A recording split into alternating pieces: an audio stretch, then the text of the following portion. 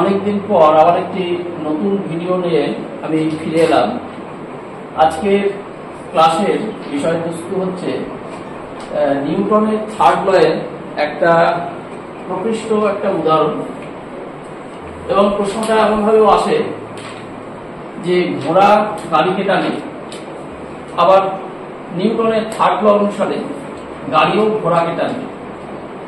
অর্থাৎ প্রত্যেক ক্রিয়ার সমান এবং বিপরীত প্রতিক্রিয়া আছে, এবং এই ক্রিয়া প্রতিক্রিয়া দুটো কিন্তু আলাদা বস্তুর উপর প্রযোজ্য হয়। তাহলে এখন এই যে গাড়িকে টানছে ঘোড়া, থার্ড ল অনুসারে তাহলে গাড়িও ঘোড়াকে টানবে। তাহলে প্রশ্ন হলো ঘোড়ার গাড়ি চলে কেন? এই প্রশ্নের উত্তর ফিজিক্সের সাহায্যে ব্যাখ্যা।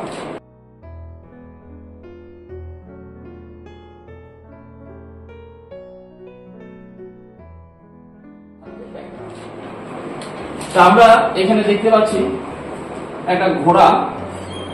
এখানে আমরা ঘোড়া কিন্তু ওরকম ভাবে চার পা দিয়ে আঁকবো না, ফিজিক্সের থিওরিটা বোঝানোর জন্য এইটা হলো ঘোড়া। আর তার সাথে আমরা একটা গাড়িকে আঁকছি।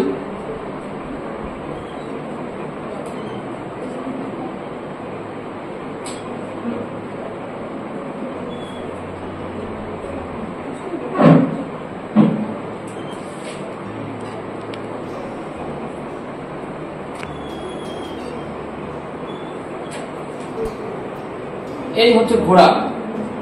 এই ঘোড়া যখন আমাদের গ্রাউন্ডে এরকম ভাবে তির্যক ভাবে পা ফেলে, তখন মনে করলাম সে একটা এর বল প্রযুক্ত করছে। তাহলে এই যে গ্রাউন্ড সারফেস বা রোড সারফেস যাই বলি না কেন, সেটাও কিন্তু প্রতিক্রিয়া হিসাবে আরেকটি বল সে উপর দিকে ফিরিয়ে দিবে। মনে করি এই অ্যাঙ্গেলটা হচ্ছে থিটা। এখন এই যে ফোর্সটা এফটা তির্যক ভাবে থিটা কোণে প্রযুক্ত হচ্ছে বলে এরা দুটো কম্পোনেন্টে ভাগ হয়ে যাবে। একটা হলো এফ কস থিটা, আর একটা হলো এফ সাইন থিটা।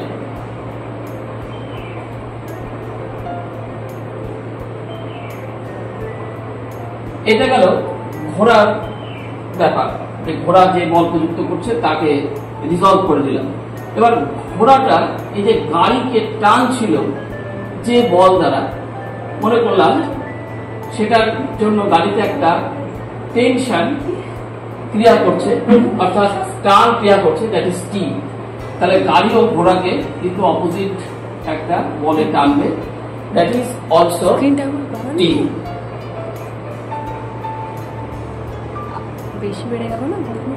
এবার আমরা এখানে একটা ফ্রিকশনাল ফোর্সের কথাটা চিন্তা করব। এইখানে এই যে কোনো প্রবলেম আছে, স্টপ করবে, ব্রাইটনেস কমে যাচ্ছে, স্টপ করবে। আচ্ছা, এখানে একটা ফ্রিকশনাল ফোর্স এর কথা আমরা চিন্তা করে নিচ্ছি। যেহেতু এখানে গাড়ি যখন এইদিকে যাচ্ছে তখন এতে একটা ঘর্ষণজনিত বাধা পাবে। এই ফোর্সটাকে আমরা এফ দিয়ে ডিনোট করছি, স্মল এ। আগেরটা ছিল এখানে ক্যাপিটাল এ। তাহলে এবার আমরা দেখি, কনসিডার হর্স, ঘোড়ার কথাটা কনসিডার করছি। এই ঘোড়ার উপরে কি কি বল প্রযুক্ত হচ্ছে এখানে দেখতে পাচ্ছি আমরা। এখানে এফ কস থিটা, এটা সামনের দিকে ঘোড়াকে এগিয়ে নিয়ে যাচ্ছে। আচ্ছা, এইখানে কিন্তু ঘোড়ার ওজন ডব্লু, এটা কিন্তু নিচের দিকে ক্রিয়া করবে। তাহলে আমরা দেখতে পাচ্ছি এখান থেকে ডব্লুটাকে নিচের দিকে দিলাম, আর এফ সাইন থিটা এটা উপরের দিকে ক্রিয়া করবে। আরেকটা আছে, সেটা কি? সেটা কিন্তু হচ্ছে এই যে গাড়ি ঘোড়াকে টানছে সেই টি, সেই ফোর্স, টেনশনাল ফোর্স টি, সেটা কিন্তু অপোজিট ডিরেকশনে টানবে। তাহলে এখানে আমরা এফ নেট অর্থাৎ নেট ফোর্সটা কি, সেই নেট ফোর্সটা আমরা যেটা পাবো সেটা হচ্ছে, যেহেতু ঘোড়া সামনে দিকে যাচ্ছে তাহলে F cos theta is greater than T, so we can write that F cos theta minus t that is equal to নিউটনের সেকেন্ড ল থেকে আমরা পাই যে এফ নেট ফোর্স এবং যদি একটা অ্যাক্সিলারেশন a থাকে তাহলে আমরা ঘোড়ার ওজন যদি স্মল m হয় তাহলে m ইনটু a এটার সাথে সমান হবে। এটা হলো 1 নম্বর সমীকরণ। নেক্সট কনসিডার কার্ট অর্থাৎ ঘোড়ার গাড়ি, এটা কনসিডার করছি। সেক্ষেত্রে আমরা যদি ফোর্সটাকে দেখি, এখানে ফ্রি বডি ডায়াগ্রাম রাখছি ফোর্সের, তাহলে আমরা কেমন দেখতে পাবো। এখানে দেখতে পাচ্ছি এই যে ঘোড়া টানছে সেটা টি, আর এখানে এই যে গাড়ির চাকাতে একটা বাধা ফ্রিকশনাল ফোর্স, সেটা একটা ক্রিয়া করছে এইদিকে, দ্যাট ইজ এফ, এবং এই গাড়ির ওজন আমি ধরলাম ক্যাপিটাল এন। তাহলে এখানে এফ নেট যেটা হবে সেটা টিটা বেশি, সেজন্য T minus frictional force F that is equal to capital N A. যেহেতু এটার সঙ্গে অ্যাটাচ আছে সেহেতু কিন্তু এটা অ্যাক্সিলারেশন এ হলে এটারও অ্যাক্সিলারেশন এ হবে। তো আমরা এবার এটা হলো 2 নম্বর ইকুয়েশন। এখানে দুটোকে যদি আমরা অ্যাড করি তাহলে কিন্তু এই টি আর এই টি ক্যান্সেল, তাহলে F cos theta minus F that is equal to A common নিলে small N plus capital N, এটা আমরা পাবো। এখান থেকে এর মান আমরা বের করতে পারি acceleration a cos theta minus a divided by n plus capital N, অর্থাৎ এখানে যদি a cos theta এর মানটা গ্রেটার দেন হয় ফ্রিকশনাল ফোর্সের থেকে, তাহলে কিন্তু আমরা এখানে এই অ্যাক্সিলারেশন a এটা পজিটিভ পাবো, অর্থাৎ এখানে ত্বরণ থাকবে এবং ঘোড়ার গাড়ি সামনের দিকে এগিয়ে যাবে।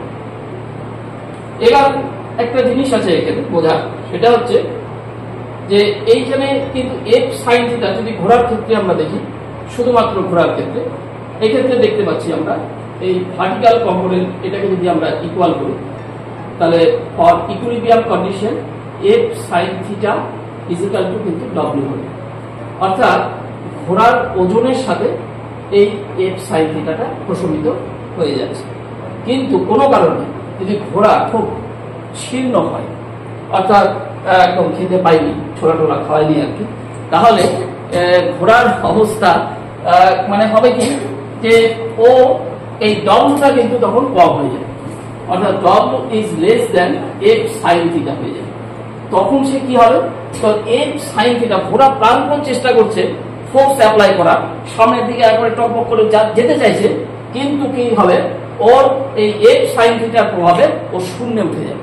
অনেক সময় এরকম দেখাও গেছে।